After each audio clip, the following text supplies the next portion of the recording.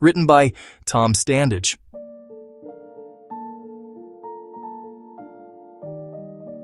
Tom Standage. Section 1. The Spark in the Pharmacy.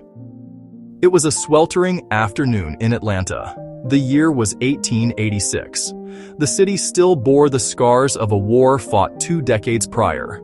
Reconstruction was underway, rebuilding not just buildings, but a way of life. In a small pharmacy on Marietta Street, John Stith Pemberton stood over a brass kettle.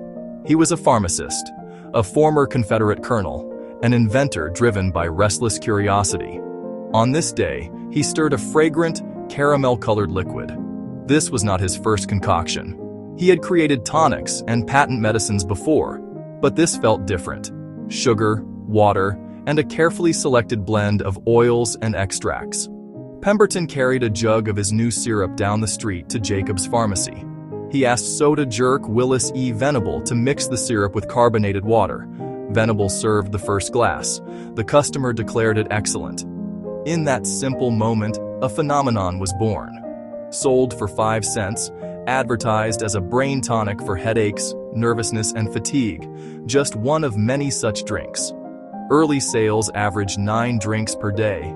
Pemberton, ever the tinkerer, sold off shares to fund ventures and a morphine addiction. The spark was lit, but needed a different hand to fan it. The name itself was a stroke of marketing genius, though its origins were literal. Pemberton's bookkeeper, Frank M. Robinson, suggested Coca-Cola after the coca leaf and the caffeine-rich cola nut.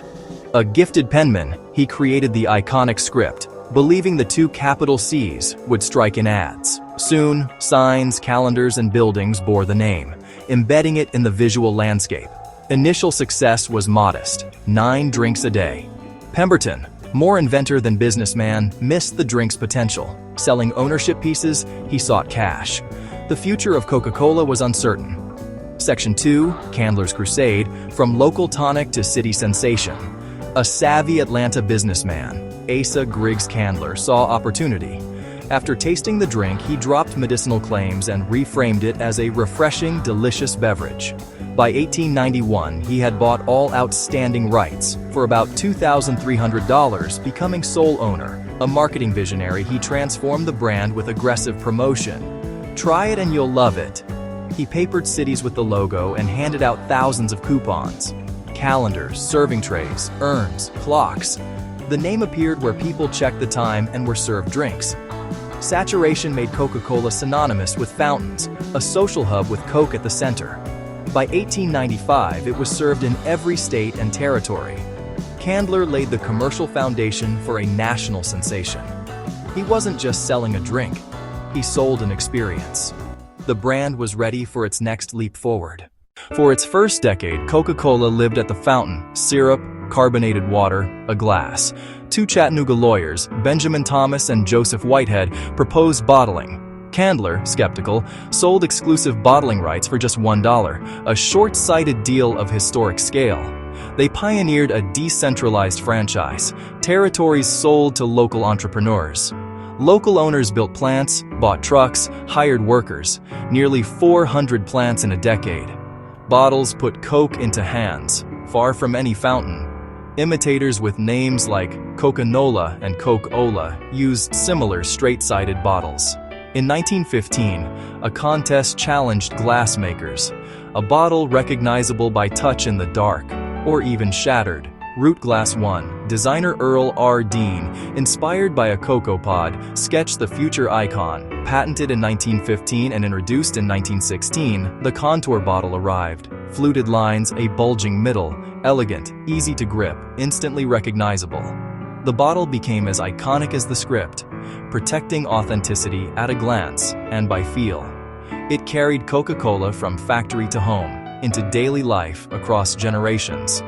With a unique product and distinctive package, leaders sold not just a beverage, but happiness, refreshment, and an idealized American lifestyle. In 1941, Robert Woodruff ordered, "Every man in uniform gets a Coke for 5 cents, wherever he is, whatever it costs." Coke colonels followed troops, shipping entire bottling plants overseas, 64 built during the war. For GIs, a bottle was a taste of home, a symbol of American identity and morale. After the war, plants stayed. Soldiers had ceded demand, a ready market for peace, prosperity, a modern consumer world. Not all welcomed it. Some saw cultural imperialism. Yet the brand's momentum proved unstoppable. Coca-Cola became the first truly global brand, an emblem of the American century. By the 1980s, Pepsi gains and the Pepsi Challenge rattled Coke. On April 23, 1985, New Coke debuted. The backlash was swift. Consumers felt betrayed. 79 days later, Classic returned. Sales surged. Brand loyalty reaffirmed. Amid health concerns, sugar, obesity, diabetes, the company expanded. Low and zero sugar options, water, juice, tea. No single secret. Strategy, marketing genius, history, and cultural resonance. A distinctive product, Candler's saturation, the contour bottle, and emotional ads embedded the brand in culture.